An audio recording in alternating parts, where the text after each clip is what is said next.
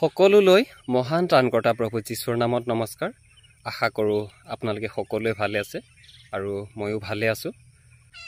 আমাৰ জীৱনত আমি কেনেকৈ প্ৰাৰ্থনা কৰিব লাগে তো এই বিষয়ত আমি আজি অকণমান শুনো।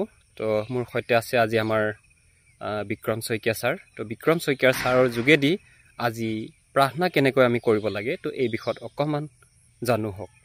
সৰ্বপ্ৰথমে মই সৰগত থকা পিতৃ ঈশ্বৰক ধন্যবাদ যাচিছোঁ। আজি এই সুন্দৰ সময়কণ ঈশ্বৰে আমাক যোগ কৰিছে আৰু মোৰ ভাইটিৰ দীপক বসুমতাৰীৰ চেনেললৈ মই এটি শুভবাৰ্তা প্ৰেৰণ কৰিব বিচাৰিছোঁ।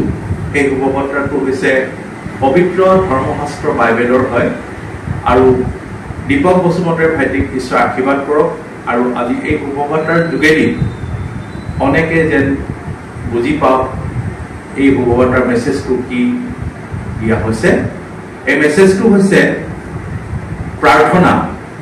আমি প্ৰাৰ্থনা কেনেকৈ কৰিব লাগে সেই বিষয়ে আজি আমি আলোচনা কৰিম। আমি পবিত্ৰ শাস্ত্ৰ এই ধৰ্মশাস্ত্ৰ বাইবেলত আমি দুটি শব্দ চাম। এটি শব্দ হৈছে যোহনৰ 4:24। তাত কৈছে ঈশ্বৰে আত্মা আৰু তেওঁ ভজনা আৰু প্ৰাৰ্থনা কৰিব লাগে, আত্মা আৰু সত্যৰে প্ৰাৰ্থনা কৰিব লাগে। এতিয়া হৈছে আত্মা আৰু সত্য। ঈশ্বৰ হৈছে আত্মা। ঈশ্বৰক আমি কোনেও দেখা নাই আৰু দেখিব নোৱাৰো, কাৰণ ঈশ্বৰ পবিত্ৰ ঈশ্বৰ, তেওঁ সৰ্বত থাকে। গতিকে তেওঁৰ ওচৰত আমি যেতিয়া প্ৰাৰ্থনা নিবেদন কৰিম, তেওঁ কৈছে যে এই যোহনৰ 4:24 বাক্যটোত কৈছে আত্মা আৰু সত্যৰে আমি প্ৰাৰ্থনা কৰিব লাগিব। যেতিয়া আমি আত্মা আৰু সত্যৰে প্ৰাৰ্থনা কৰিম তেতিয়া ঈশ্বৰে আমাৰ প্ৰাৰ্থনাটো আত্মাৰ দ্বাৰা আমাক উত্তৰ দিয়ে। গতিকে আমাৰ প্ৰাৰ্থনাটো আত্মিকত হ'ব লাগিব। আত্মিকত প্ৰাৰ্থনা হ'লেহে ঈশ্বৰে শুনে। সেইকাৰণে যোহনৰ 4:24 কৈছে আমাক কেনেকে প্ৰাৰ্থনা কৰিব দিছে। ঈশ্বৰ আত্মা হয়, গতিকে আমাৰ প্ৰাৰ্থনাবিলাক আত্মাৰ দ্বাৰাই কৰিব লাগিব। গতিকে প্ৰাৰ্থনা এনেই সহজভাৱে নহয় যে প্ৰাৰ্থনাটো আমি ঈশ্বৰক খুজিম, এনেকে খুজিম, এনেকে খুজিম, এনেকে খুজিলে ঈশ্বৰ দিব নহয়। আমি সঁচাকে আত্মাটোক সত্যৰে ঈশ্বৰৰ আগত প্ৰাৰ্থনা নিবেদন কৰিব লাগিব। আমি আত্মাৰ দ্বাৰা আমাৰ আত্মা প্ৰাণ শৰীৰ ঈশ্বৰৰ আগত আমি উৎসৰ্গা কৰিব লাগিব। তেতিয়া ঈশ্বৰে আত্মাৰ যোগেদি আমাৰ হৃদয়ত কথা ক'ব। Praise the lord. আৰু এটা বাক্য আমি পাম, প্ৰকাশিত বাক্য। এই শাস্ত্ৰ বাইবেল শাস্ত্ৰখনৰ আটাইতকৈ শেষ অধ্যায়, শেষ পৃষ্ঠা কেইটা হৈছে প্ৰকাশিত বাক্য, য'ত ঈশ্বৰে দৰ্শন দিছিলে যোহনক আত্মা। তাত প্ৰকাশিত বাক্য 4:2 কৈছে মই যোহন তেতিয়া আত্মাত আছিলো। পাটমোস দ্বীপ নামে এটা দ্বীপত যোহন আত্মাত আছিলে আৰু আত্মাৰ দ্বাৰাই ঈশ্বৰৰ আগত প্ৰাৰ্থনা কৰিছিলে। তেতিয়া ঈশ্বৰে আত্মাত দৰ্শন দি যোহনক কৈছিলে যে ভৱিষ্যতে হ'বলগীয়া ঘটনাবিলাক দাঙি ধৰিছিলে।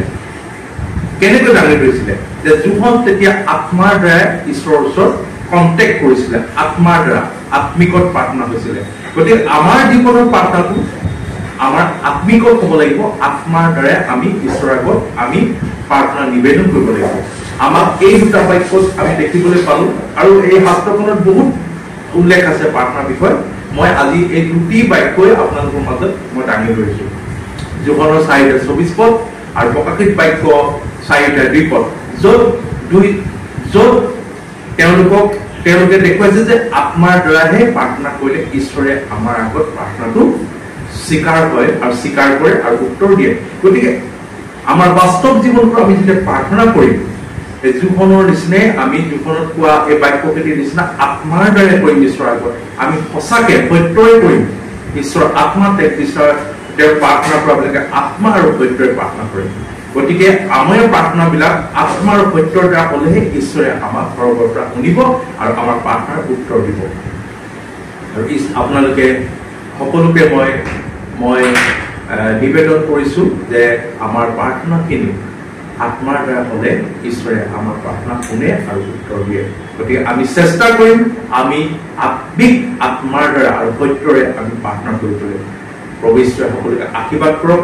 আজি এই মেছেজ ঈশ্বৰৰ হয়, ঈশ্বৰৰ বাক্য হয় আৰু সেই বাক্য মই আপোনালোকৰ মাজত দাঙি ধৰিলো আৰু ঈশ্বৰে আপোনালোকক সকলোকে আশীৰ্বাদ কৰক আৰু মই আৰু দীপক বসুমতাৰ ভাইটি চেনেললৈ মই প্ৰাৰ্থনা কৰিছোঁ ঈশ্বৰে তেওঁৰ চেনেলটো আগবঢ়াই লৈ যাওক আৰু মোৰ এই শুভবাৰ্তাটো মই কোৱা নহয় প্ৰভু ঈশ্বৰে দিয়া শুভবাৰ্তা আৰু আপোনালোকে শুনি আপোনালোকে আশীৰ্বাদ যেন পায় সেইকাৰণে মই প্ৰাৰ্থনা কেনেকৈ কৰিব লাগে সেই প্ৰাৰ্থনা বিষয়ে মই আজি ক'লোঁ এই প্ৰাৰ্থনা সৰ্বত থকা পিতৃ পুত্ৰ প্ৰভু যীশুৰ নামে কৰিলোঁ আমেন।